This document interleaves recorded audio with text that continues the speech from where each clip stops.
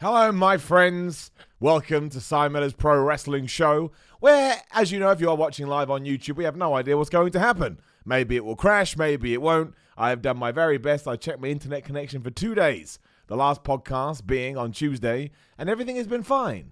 So if it does crash, it's a YouTube thing, and I don't understand what's going on with that. Just to remind you as well, we now have a brand new channel where the archived versions of the stream are going to go. There is a link in the description below.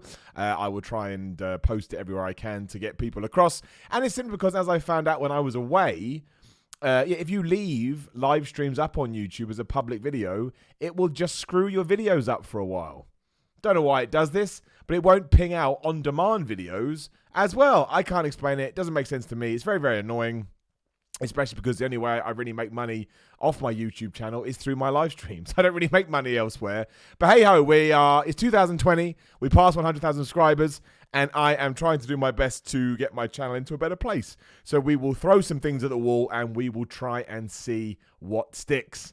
What else do we talk about? Yeah, of course, please do subscribe if you haven't watched already. Like the video, share the video. I'm on Instagram and Twitter at SimonMiller316. Got a Patreon. Shout out to patrons. Patreon.com/SimonMiller316, which means, not me, but without them, I wouldn't be able to do the show. I wouldn't have a YouTube channel. I wouldn't be able to do any of my personal projects. So shout out to them. And like I say, yes, if you want to join in with the conversation, if you want to be part of the podcast, drop me a super chat and I will read out whatever you say. I'll ask you a question, whatever you want to put there. It's like a shop. You pay for something, you get something back, but we'll also delve into the other comments too, such as this idiot who goes because he's busy with XFL, dumbass.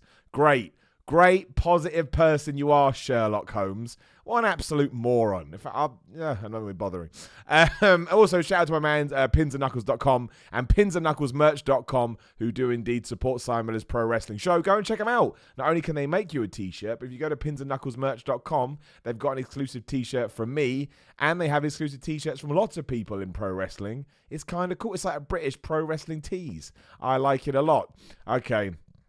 Sherlock Holmes is a troll. Of course he is. See you later, pal. How do I... there you go. Boom. He's out of here.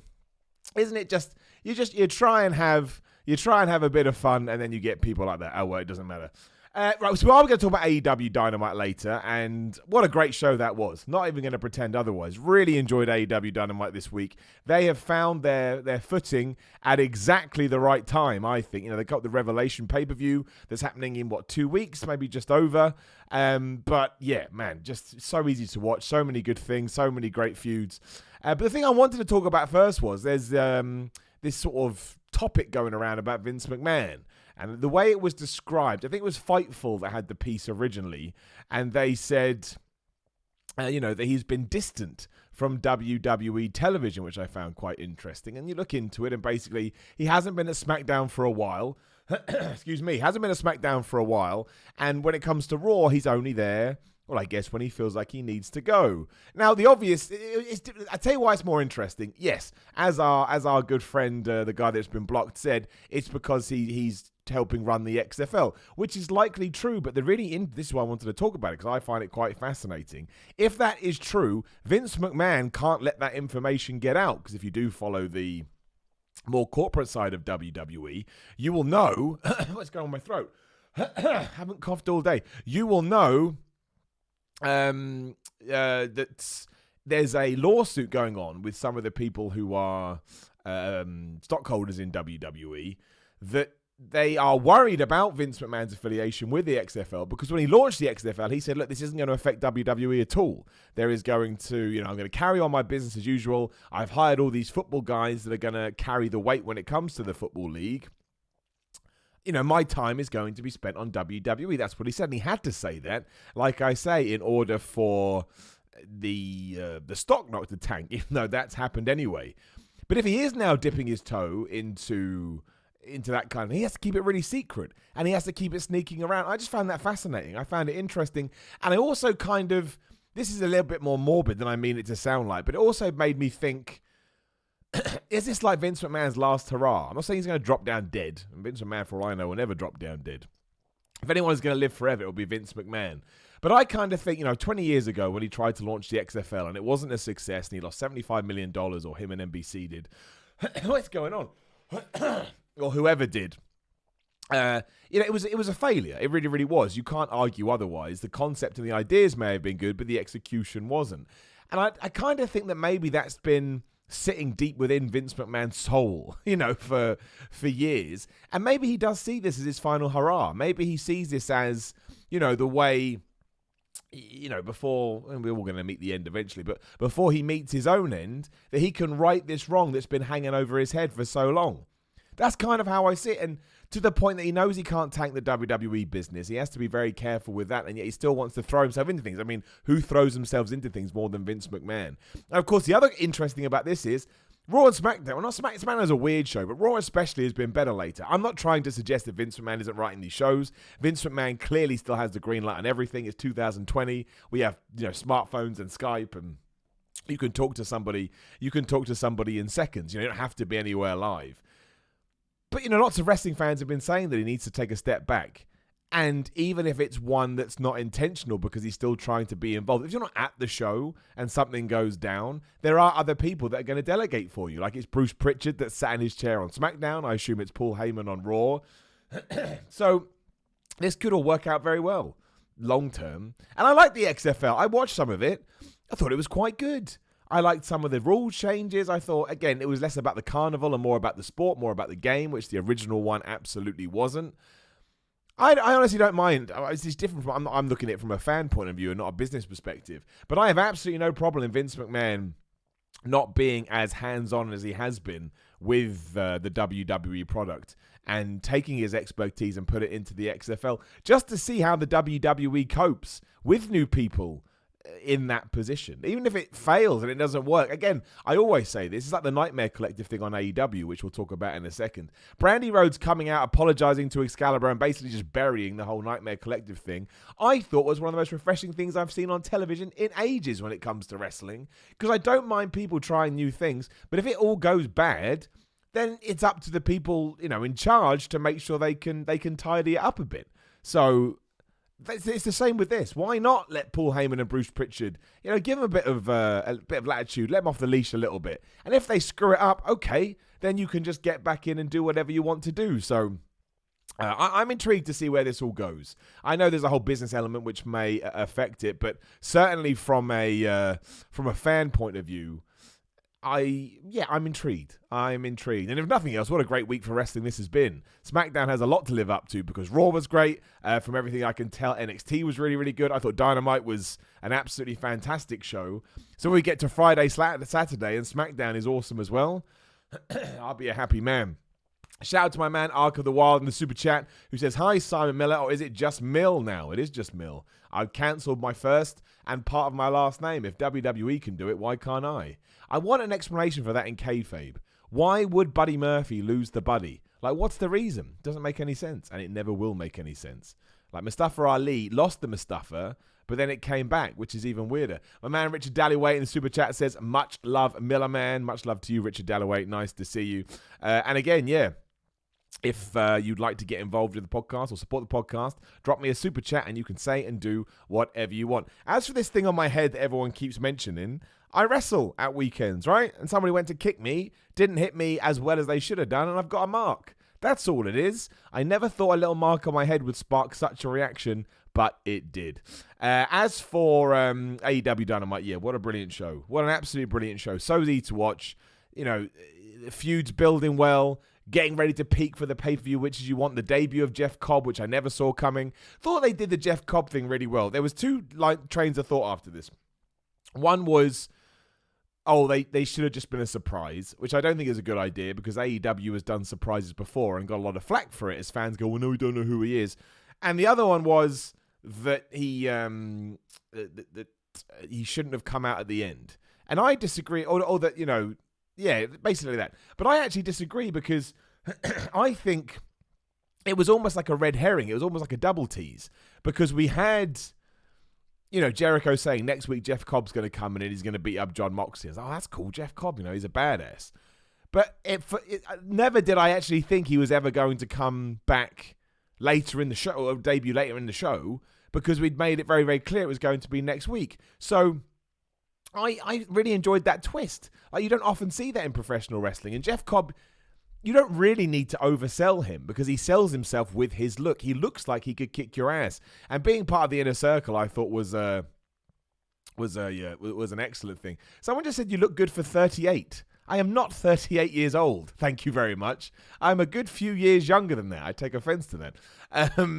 But yeah, I thought that was great. I thought it was, it's going to be something that the internet community obviously jumps on because they're going to be more aware than Jeff Cobb. But also, people have said that AEW needs more guys like that, like big brick houses, and there ain't many better than Jeff Cobb. And the cool thing too with Jeff Cobb is he hasn't signed anywhere. He is a legitimate free agent, so he's going to be in AEW, he's going to be in Pro Wrestling Guerrilla, he's going to be in Ring of Honor, he'll probably still do New Japan stuff. He's going to be everywhere. How that benefits people, I don't know. But I'm liking that we have this idea of a true independent contractor in these big companies. It gets me excited. I really do think if you don't know who this guy is, he will win you over pretty damn soon. So, yeah, massive tick for me. Great way to end the show. Shout out to my man, Dan Lemley, who says, I'm glad to see Jeff Cobb. He's one of my faves. Exactly, man. It made you feel good. And that was the same thing, too. Like, my only criticism of the show was I would have had Sammy Guevara beat Dustin Rhodes with the help of Jake Hagar, so it didn't feel like a big deal. Because you knew that Santana was going to lose the match against Jon Moxley. He had to. Jon Moxley is your number one contender. But, yeah, so I get it's Dustin Rhodes' hometown, but that's just an ordeal that's been brought up by WWE because they always screw people over in their hometowns. But I still think you could have built to that Jake Hagar-Dustin Rhodes match, where Jake Hagar gets involved, which he did, but it cost Dustin Rhodes the match, and Sammy Guevara has some more momentum, because he doesn't really win many matches, Sammy Guevara, and the Inner Circle as a group still sort of sit on top as your major heel faction. And, Santana lost, and then that's just how I saw it. But it's such a minor criticism. That's me putting my proper nerd hat on and getting into it. But other than that, yeah, Santana versus Jon Moxley was awesome. The fact they were going after each other's eyes, obviously it was an eye versus an eye match, eye for an eye match. I absolutely loved it. Again, the ending with the Inner Circle jumping in and Jeff Cobb making his debut was just good. It was great. It was great. The promo package we had before that, building up the MJF Cody stuff, best feud in wrestling right now as far as I'm concerned. And we had the MJF Jungle Boy match, which I just thought was an excellent television bout. Like, not only do these two guys start to feel like stars, the audience are treating them like stars, but they went back and forth and it just kicked ass. And again, that's how I would have used, again, maybe you're repeating the same finish. That's why they didn't do it. Although, Jake Hagar still interfered. But, using the diamond ring, Wardlow passing it to MJF and him punching Jungle Boy in the head. You got sympathy, empathy for Jungle Boy because he should have won. Gives him the F5 afterwards, and Jungle Boy's friends chase him off. I just think it's great. I just think it's absolutely awesome. It's just so easy. It's so simple. Like, everything makes sense. Nothing is too complicated or over the top. I don't think you need that in wrestling. All I need to do is care about the characters and where we're going.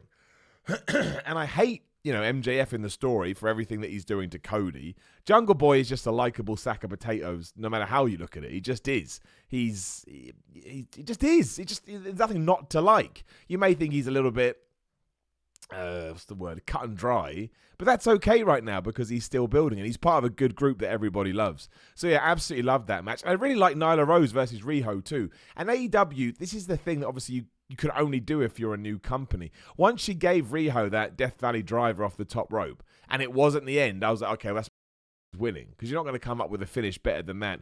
But again, it almost served like a red herring too, because obviously then Nyla Rose went on to win. And I'm all right with that title change. It's not that I don't think Riho's run's been good. I mean, she's been absent for a lot of it, has been addressed on television. But I just think having the monster as your title holder speaks volumes. Not speaks volumes, that's not the right thing to say. But it's just, it creates a challenge, right? And that's why when you saw Nyla Rose in the back with all her potential challengers just standing there, it was like, well, who the hell's going to beat this person? And even, Tony Khan was slightly perturbed when he tried to congratulate his, I don't really know what to do because this woman may throw me through a table, she may hit me with a chair. I thought they had great chemistry together. I thought the whole, little person versus big person worked wonderfully, as it usually does in professional wrestling.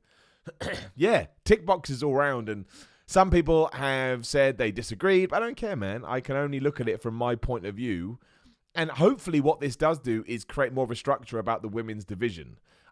Did they announce a match for next week? I can't remember, but it has been very random. It has been very out of nowhere. It's been difficult to keep up with in terms of, okay, well, how does this fit into everything else? But yeah, good twist in the story. And Britt Baker is just the best. Britt Baker is just the best. I can't, some people don't get it. And I liked it even when she started on the boat. And the one she did on the boat certainly caused more criticism than the rest of them. But this kind of airhead, don't care what you think, I'm better than you, ditzy attitude, I think it's hilarious. Like, we finally found a way 20 years after the fact to make an Isaac Yankem gimmick work. She gets booed because she's a dentist and she comes out with all these dentist terms. You know, she absolutely crapped over her opponents, craps over Tony Schiavone, insults Wattberger, which Texas went nuts for. Couldn't believe that she insulted Wattberger. It's awesome. It is awesome. And I'm a massive fan of it. I think that it's much better than her face run, which didn't have much to it. I look forward to seeing what she's going to do every single week. I really do. And more power to her. Nick Portman Super Chat says, "Hey Simon, hope all is well today. Good to see you. And you too, Nick. Thank you for being here and thank you for supporting." And my man Jacob Donnelly, also the Super Chat, says, "Dynamite was absolutely fantastic last night. Apparently in Texas, it's criminal to attack Whataburger." Yeah, do you know what I mean? People went crazy. They couldn't have booed more that she attacked Whataburger. I've never had Whataburger. I've had a smash burger, but I do hear that Whataburger is very nice. So I can't wait to see what they do with Britt Baker, especially because I think she is high up the rankings at the moment. And I can see her being the absolute coward, the absolute stimuli heel when she has to try and figure out what to do against Nyla Rose. And that's why it's more interesting with Nyla Rose being champion. Like, Riho is the proverbial underdog even when she has the belt. Nyla Rose looks like she's going to kick your ass whenever. So what a great shift. What a great shift. And the opening match was just great. The opening match did everything I want wrestling shows to do. You can't get mad at the action because by now, if you don't know what AEW is going to offer you, you're the problem. The fault's with you. So you had Hangman Page and Kenny Omega taking on SCU. But before that, they just dabbled in a little bit of the story. So we saw the Dark Order. They talked about the Exalted One. They teased it was Christopher Daniels when he ran backstage, apparently to try and make sure they didn't come out. And obviously, there's all these hints on social media there's going to be Matt Hardy. It's like the Ministry of Darkness from 1999 or whenever it was. You know, it's me, Austin. It was me all along. As long as we don't have a reveal like that, and it's a reveal that actually benefits the Dark Order and takes them away from some of the criticism they've been receiving and makes them feel like a more legitimized group, I'm okay with that. I was genuinely excited. And the match itself was just great. It just was. It was, fast-paced action. You're still teasing that Hangman Page and Kenny Omega are getting more on the same page, but there's still problems there. Kazarian Scorpio Sky healed it up a little bit here and there. And then the tag team champions won, and you bring that feud to the end, and you get a bunch of other teams in the ring to build to the tag team battle royal they're doing next week. It's simple stuff, man. It's simple stuff, but it's just so entertaining. Because you can almost watch it, ironically, with one eye, and you can still keep up with what's going on. But that's what good wrestling should do. It shouldn't require you to know something that happened 72 weeks ago. It's not Seinfeld, or what else does that? I can't even think of anything. But I genuinely think that's fine. So, yeah, I got a massive kick out of it. And I couldn't believe it when it was time for Santana versus Moxley. I was like, what a fast 2 hours. And the Pac promo, too, that was shot by Beyond Gorilla. Again, weird, different. Pac is all pissed off. I said this on Ups and Downs, which again, live in 30 minutes on What Culture Wrestling. Make sure you go subscribe to them, too. I can totally believe a Lapsed fan kind of flicking through the channels, and if they found that, or they saw it online, social media, potentially wanting to watch AEW, because it does feel like something you may have seen in the Attitude Era, but with a modern day twist. And Pac has absolutely found his groove at the moment. He's found his pace. He's just great, and he's going to take on Kenny Omega in 2 weeks. And guess what? It's 2 weeks away, and we still got to get through the Wardlow-Cody match. I'm looking forward to all of it. And next week, we're getting the Lucha Brothers versus Hangman Page and Omega. I think that's correct. So that's what it is. I know I said it's simple, but it's simple, and you have these interlocking storylines as well. Because we know that Omega is teaming with Hangman Page, and they've got to defend their titles. But there's also this problem over here of Pac, and he wants to kick their ass, so Kenny's got to go deal with that. Kind of the same with the Young Bucks at the Dark Order, but they're also going after the tag team titles, and Cody is, predominantly focused on MJF, but he also has to deal with Wardlow. Then you've got the Brandy Road stuff that's now coming back into it. And then Sammy Guevara is teaming off with Darby Allin, but then you've got Chris Jericho with Moxley, and it's just so well done. It's so well done, and there are that many plot holes. And I feel rewarded for watching, but I also think a new person could understand what's going on. That's what you want. So people go, "Oh, Simon, AEW fanboy." Not really. I waxed lyrical about how good Raw was this week. It's just been a great week of professional wrestling. But again, Dynamite's only been going since October, and I feel like, especially since we've got into the new year, like I say, they've just found their groove. They found their direction. And things could change after the pay-per-view because they have a very definite set point at the moment. Maybe that's what they need. Maybe what All Elite Wrestling will struggle with is when they don't have this dangling carrot to follow up. But right now, I have to worry about that because they do have the dangling carrot. It's like when people say, this Batman game wouldn't be good without Batman in it. He's in it! So what difference does it make? Shout out to my man Alexander Falkenstein, who said, hey Simon, long time no see. Hope you've had an awesome week so far. Thank you, Alex. It's going all right. Yeah, it's going all right. I hope yours is too. And my man Who Dat for Life, Chris Fields. Was I a bad person for wanting Woken Matt or Matt in general to bury Edge, instead Randy causing reopening old wounds to get going? No, I know what you mean. I think the problem is that if you were going to do that, obviously referring to the all the stuff with Lita back in the day, it did happen 15 years ago, whenever it was. The two have made up in real life. I found it quite awkward and difficult at the time. I was like, is this really what we want from pro wrestling? It made it fascinating and it made me interesting, even though the feud wasn't great. I see what you mean, but no, I think Randy Orton plays that role perfectly, and Randy Orton has done such a good job. You're almost at the stage where you're like, can Randy Orton even ever be a face again? Because he's such a dastardly idiot. So I see what you mean. Look, what I want to happen, and again, it's up to the individuals involved. I think sometimes we see them too much as characters and not enough as humans. Is I hope that Matt Hardy goes to AEW. I hope that the broken, whatever, is in charge of the Dark Order, because I think you get the added momentum of a big WWE star and a legend and a Hall of Famer and all of this jumping across. But it also allows Randy Orton and Edge to have what I imagine is going to be an absolutely amazing match at WrestleMania. I don't think Edge would want anything else. The amount of just the amount of sheer excitement, I guess, and apprehension he probably has in him means he won't settle for anything less. Look, everything's building well at the moment. We've got to get through Super Showdown. I'm not going to lie. I don't massively like these Saudi Arabia events for obvious reasons, but also from a storyline point of view, they feel like they get in the way, and it feels like we have to get through them to get to whatever is next. But hey-ho, what are you going to do? My man Nick Ports in Super Chat says, do you think Raw will be better or worse without Vince? And off topic, but I just want to throw out there that Adam Cole should be given all the titles. Well, as we said earlier, I think we just need to try. We just need to try and see what happens without Vince McMahon at the helm, because we've never had that. Everybody listening to this right now and everybody in the world of my age or younger that watches wrestling, WWE I should say, has never experienced that. We don't know what, modern day WWE, if you want to call it modern day WWE, has always been under the guise of Vince and Kennedy McMahon. So maybe it's great, maybe it's not great, but I think we need to allow it to happen. We need to see where it goes. And if it's better, okay, great. And if it's worse, okay, great. The key is the people in charge find ways to make it work. And look, I can't criticize Raw at the moment. I don't love every story on it, but I'm having a hell of a time watching it. It's SmackDown that I find confusing, because SmackDown is full of a lot of odd storyline twists and a lot of repetition. The Mandy Rose Otis stuff is absolutely perfect, and I'd like to see more of that. But it just seems so odd to me that on Raw, Murphy and Aleister Black are getting these big pushes, but on SmackDown, again, it's still Roman Reigns, Baron Corbin. Like it's such a strange dynamic. It's almost, it's true. This is why, but it almost is like two people are running two completely different shows. And I know we want that. Of course, we want that. I don't want any more wild card rule or crossover. But there are just some good ideas that work for wrestling. So why isn't Mustafa Ali? I think he's still on SmackDown. I get so confused. But why isn't Ali getting a bigger push? Why aren't Sami Zayn's? I mean, Sami Zayn's group's been around for a while, but you surely can find a better place for Cesaro. I don't know. My man Sean Gearhorn Super Chat says, new twist on an old story. Omega gets fed up with Paige's craps and turns on him to get his best buds the tag titles. The problem there, though, is if Omega turns on Hangman Page for the Young Bucks, you turn Omega and the Young Bucks heel. I like the idea, and I think it would get a great reaction, but I think trying to get Kenny, Matt, and Nick Jackson as bad guys across to that audience is probably the hardest thing you could ever do. But it would be different. I'd like to think that they have changed the plan somewhat, because surely it was at one stage was meant to turn Hangman Page heel, but now I would not do that. He's too over, and the character's too good.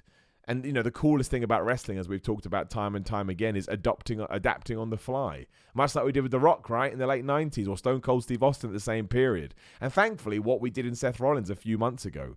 But again, how you tell that story, I don't know, because they have to have some kind of falling out.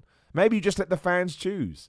But I wouldn't mind that. I wouldn't mind them giving it a go with Omega and the Young Bucks. I just think it would be hard because, again, the fans would be like, we're not booing them. It'd be like trying to, if we had Cody versus MJF at Revolution and somehow Cody does something dastardly. The fans would just love it. The fans would be like, yeah, get that son of a gun. I'm intrigued about that too. I kind of think MJF has to win. How they do that, I don't know, but I think you really want to double down on this. You don't want MJF to have all this heat and, he gets genuinely booed on most Dynamites. You don't want to flush that down the toilet too quick, especially because you can get mileage out of Cody versus MJF. You could probably almost go all year with it if you come up with good ideas and keep coming up with things like the lashings and the Wardlow cage match.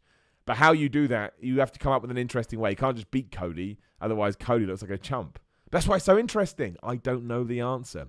My man Lewis Cardona in Super Chat says, hey, Simon, love you, bro. NXT Portland is going to be fire. That's this Saturday, right? Yeah, we're doing ups and downs for that, I'm sure. It certainly looks good on paper. I haven't caught up with NXT this week because, of course, I live in the UK, and when I wake up on a Thursday, the first thing I do is watch AEW Dynamite for ups and downs. But NXT is a fascinating show because, I don't wax lyric. Again, I don't shout about it enough because when I do these shows, I haven't seen it yet. But that's another property that is consistently good. Like, it rarely drops the ball. The focus there obviously is more on in-ring competition and a whole I'm better than you, no you're not, I'm better than you mentality. But that's fine. NXT has its own personality, and that's why I love it. I know what to expect from NXT. That's what I want from wrestling, right? I want to know what to expect. That's it. And as long as I know what to expect, I can enjoy it, as opposed to...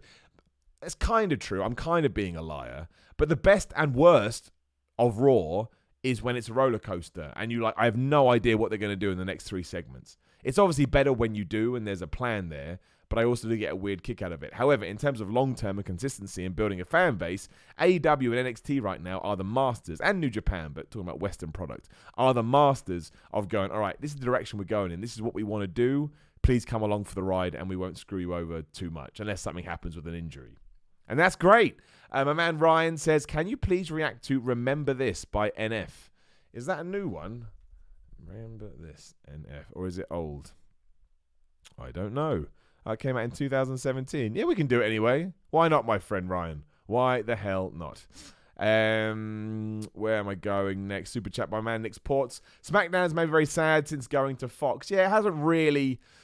aside from those first few shows, it hasn't really found its momentum, but that's okay. We're building up to WrestleMania. Let's get through Super Showdown and see where we are after that. It does sound like it's going to be Roman Reigns versus The Fiend. How the hell we get out Bray Wyatt versus Goldberg at Super Showdown, I don't know. Maybe WWE doesn't even care. Maybe it's as simple a situation as WWE's like, we don't care about keeping Goldberg strong. We have to keep him strong, but I still think there's mileage in the tank, so you don't want to ruin his legacy too much. And maybe Goldberg's like, I don't care about that anymore. You're going to pay me an absolute crap ton of money to go to Saudi Arabia. I'll do it. Maybe that's the reason. I don't know. But I did a tweet about this at Simon316, and everybody went crazy. It was just an idea. I don't hate the idea from a WrestleMania point of view. I don't hate the idea of Goldberg beating The Fiend at Saudi Arabia. I know that sucks. We shouldn't build a champion and a character up for so long and then let a quote-unquote old guy beat him. But The Fiend has lost his magic to me because of everything that happened with Seth Rollins last year. It's just true. I was thinking about this the other day. Not saying it's right. I'm not saying it's wrong. But in terms of what I would like to see on a marquee, if you tell me it's going to be Roman Reigns versus Goldberg for the Universal title, spear versus spear, i.e., as a fan wanting to root for good guys and bad guys, I get more out of Roman Reigns beating him to become champion again than I do Bray Wyatt. And given that John Cena has announced he's coming back in a couple of weeks to SmackDown, probably to announce his WrestleMania match, I like the idea of The Fiend versus John Cena more, because I think you could have John Cena lose that match. The Fiend wins, so even though he's no longer your champion, he does get some of his steam back. I'm not saying there's not problems to that. There are absolutely problems to that, some of which we've already talked about.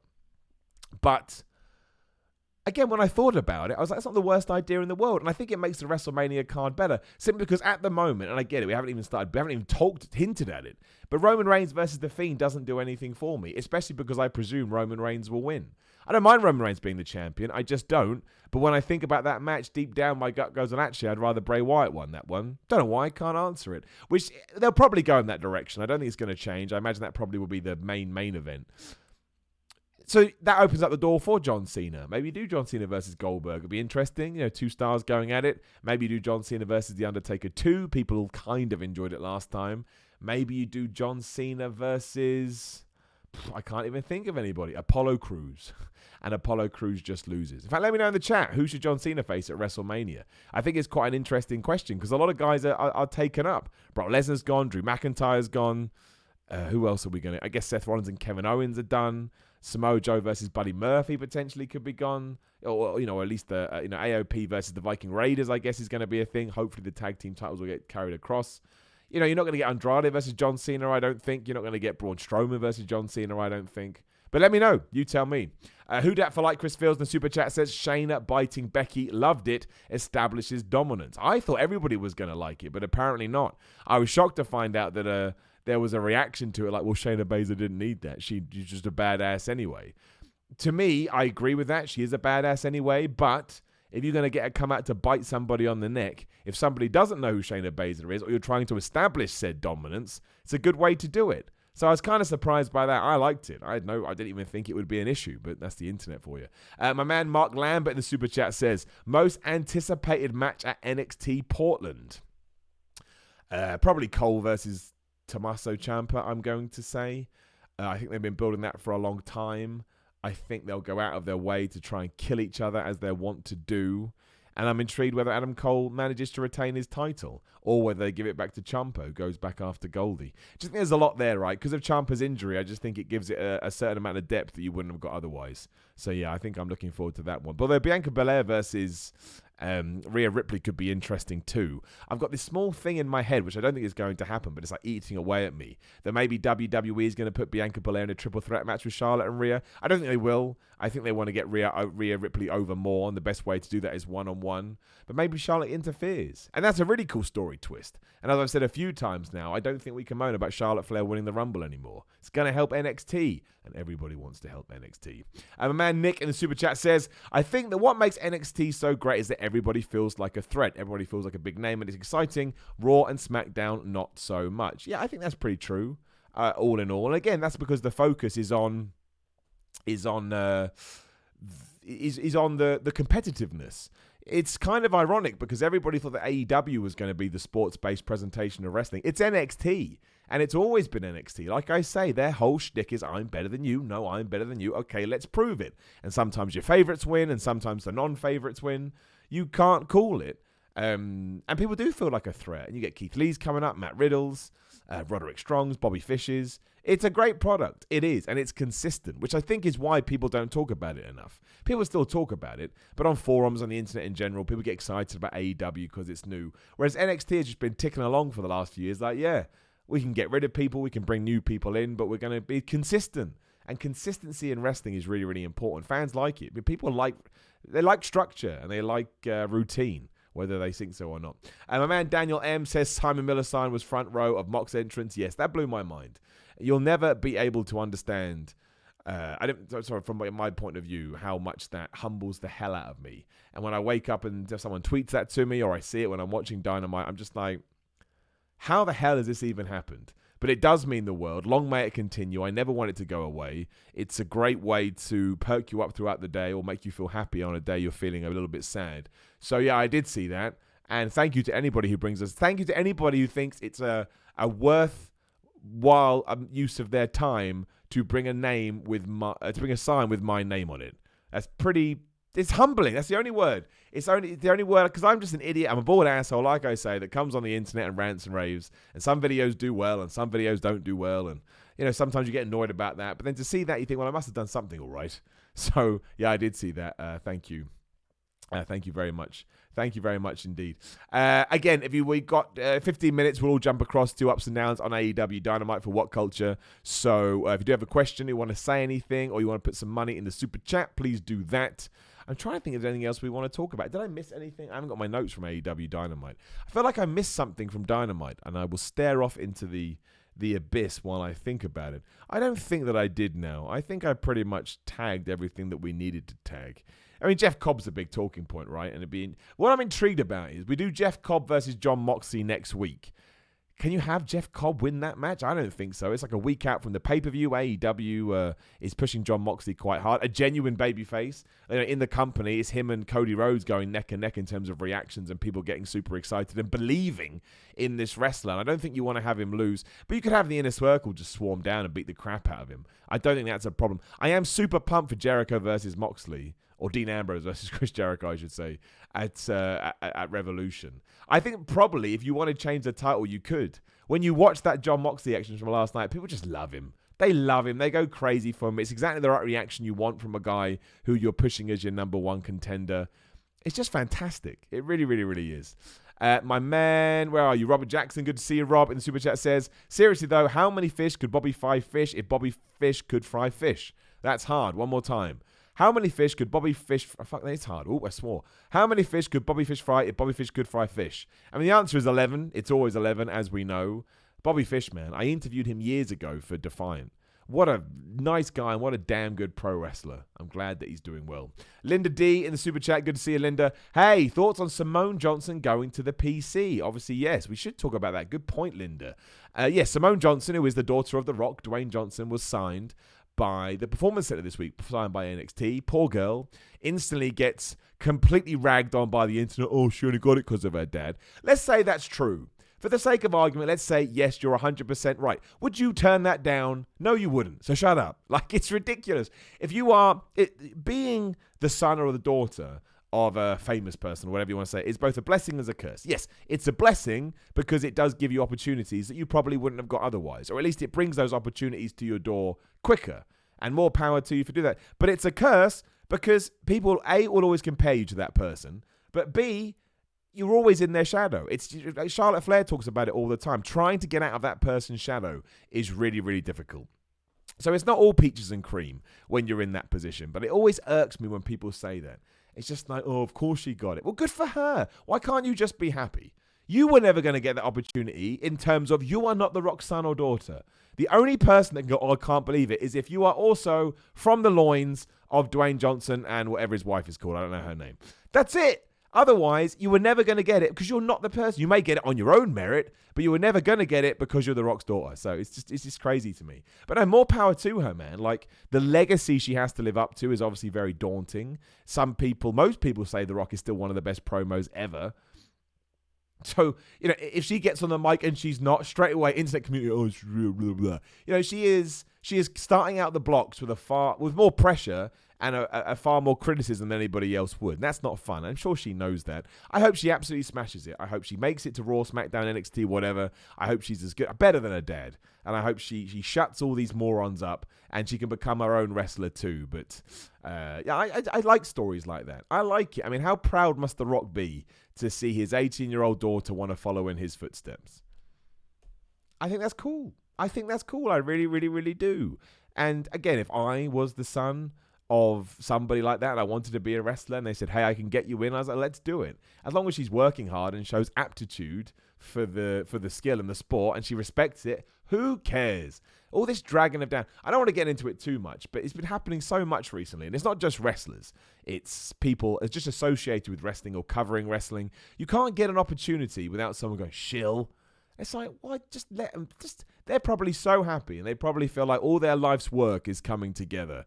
And somebody, I know it doesn't mean anything, it's just random people on the internet. But somebody feels the need to pull down their pants and just crap on their face. And you don't need to do this, my friend.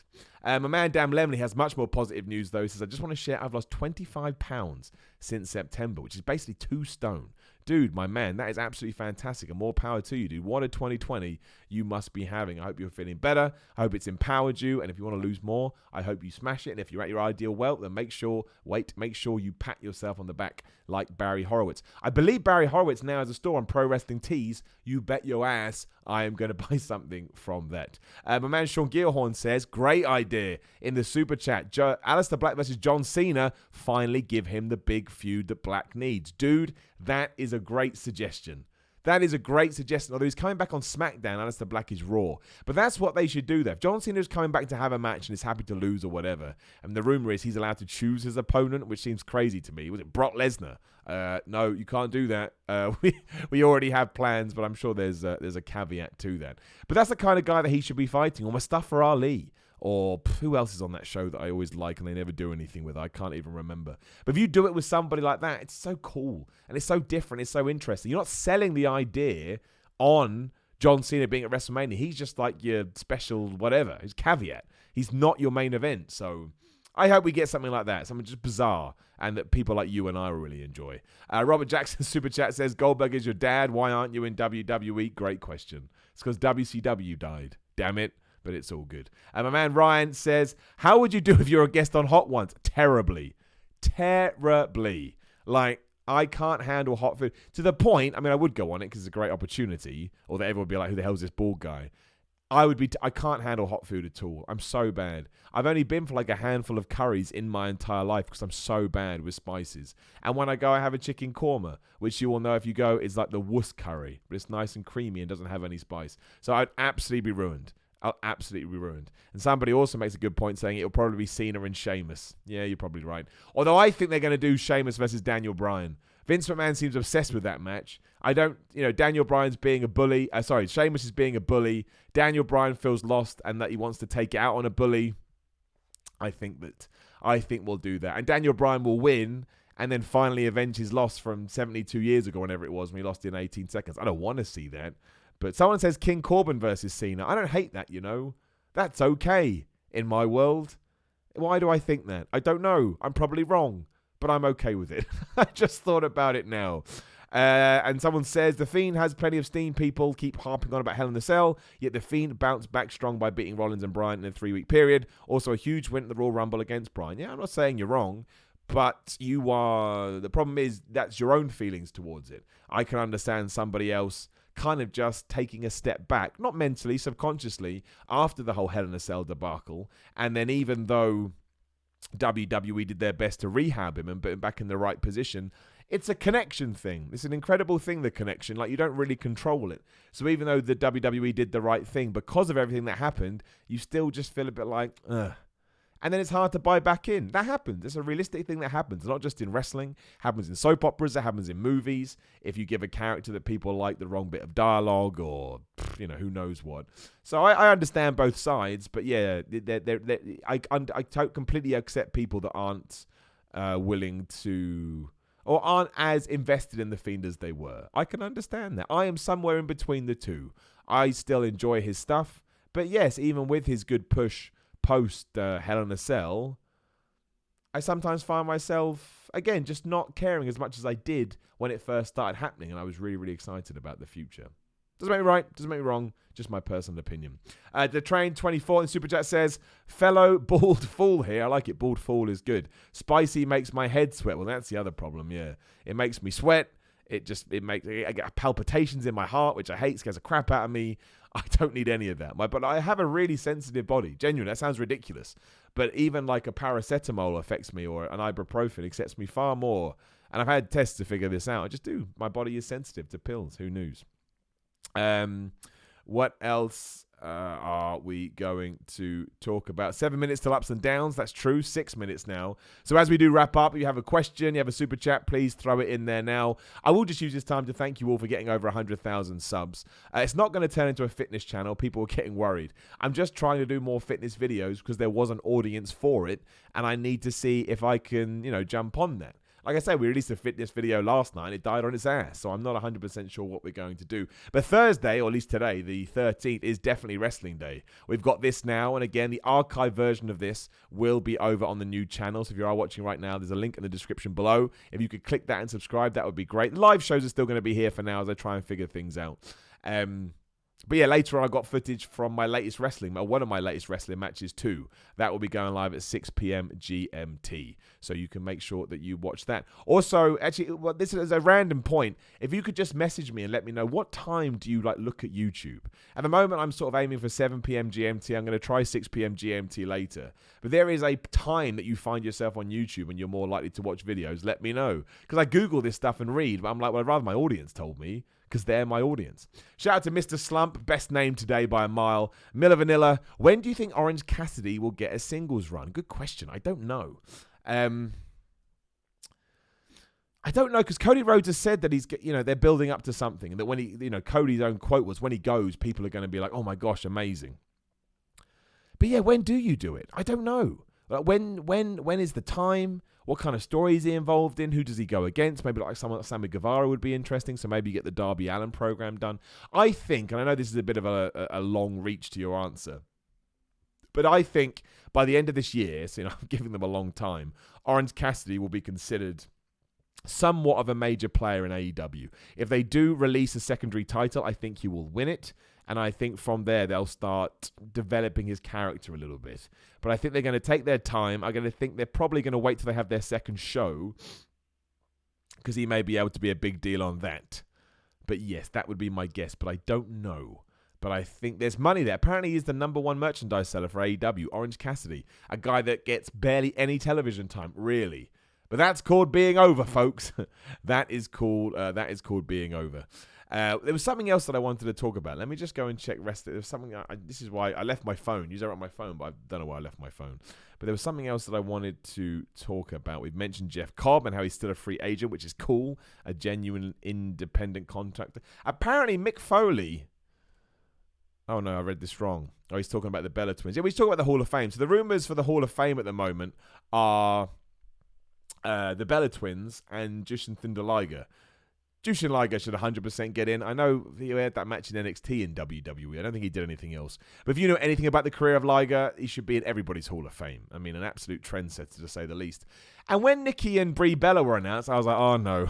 Here comes the reaction to the comments. But actually, I only saw positive stuff, which I 100% agree with. Like, I'm not saying that Nikki and Brie Bella were the best wrestlers ever, but they certainly did. They played their part in this whole Divas Revolution thing. And I don't mind them going into... retract that. I think they should go into the WWE Hall of Fame. And not just because the WWE Hall of Fame these days is more about, well, who's the star attraction? Who's going to make people tune in? I think they deserve, and we'll call it an accolade, for lack of a better term, for everything that they did. And the problem is that so many people go, oh, Brie Bella botched everything. Oh, go away. Everybody makes mistakes. Don't be so horrible. So... no, I'd be all right with that. Who else? So we got Batista, we got the NWO, we got the Bella Twins, maybe. Jushin Thunder Liger, maybe.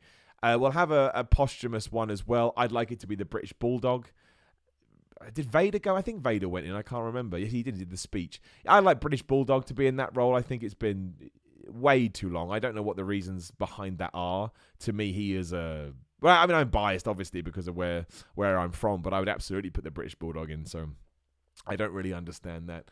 But we'll see. We'll see. The Hall of Fame is coming up. Obviously, we've got WrestleMania 37 confirmed for LA in 2021. That'd be cool. If you've seen that, the stadium is amazing. If you haven't seen it, go check it out. And yeah, I guess that's all. That's all we've got to talk about, I suppose, today. As we slow. How's it 2 p.m. today? Where the hell did the time go? Yeah, that's it. I did see Becky Lynch yelling at John Jones. That was hilarious. John Jones said that it's inevitable he'll probably end up in WWE. Becky Lynch's like, no, it's not John. like you don't just come over here and walk in, pal. That's not how it works. I love Becky Lynch. She's hilarious. She absolutely doesn't give a crap. Before we do wrap up, if you are around this weekend, you can come see me wrestle for Triumph Wrestling in Essex, in Grays, this Saturday. If you're around, please do come down. And on Sunday, I'm back at the Balham in Bedford for EWE, which is just an absolute treat of a place to come if you've never come before. Just a bunch of drunk people in a bar going nuts. But I tell you, we have a lot of fun. Thank you as always. Again, any feedback about my channel, just get in touch and we'll do my best. If you could help me on Patreon, that would mean the world. Patreon.com/Simon316. Even if you throw $1 in there, it really, really does help. Again, I'm not trying to overstress this, but I make no money from YouTube, hence all the changes I'm making at the moment to try and make some money from YouTube. And if my Patreon dies, my YouTube dies. And some days that does scare me. But I understand finances are hard to come by. But if I don't promote it and I don't talk about it, nobody knows about it. That's how it works. There is a link in the description below at Simon316 on Instagram and Twitter. What else do we do? Simon.bigcartel.com is your merch where you can buy silly things with my face on it. There's other stuff that we do. I don't know. Thanks for the super chats today. I appreciate it. Give me a subscribe. It's amazing we're past 100 now. Obviously, we aim for 150. And of course, yeah, go to What Culture Wrestling right now if you are watching live on YouTube. And we'll up those downs for AEW Dynamite. And as a little bit of a surprise, I really enjoyed it. There's my button. I love you loads. Make sure you have good days today. That's what I want you to do. Even if you're having a bad day, I want you to go look in the mirror, slap yourself around a bit. I know it's not this easy. I'm just trying to give you some motivation. Say to yourself, I'm going to have a damn good day. Because sometimes when you fake it, you actually wind up having a pretty good day. I will talk to you again soon.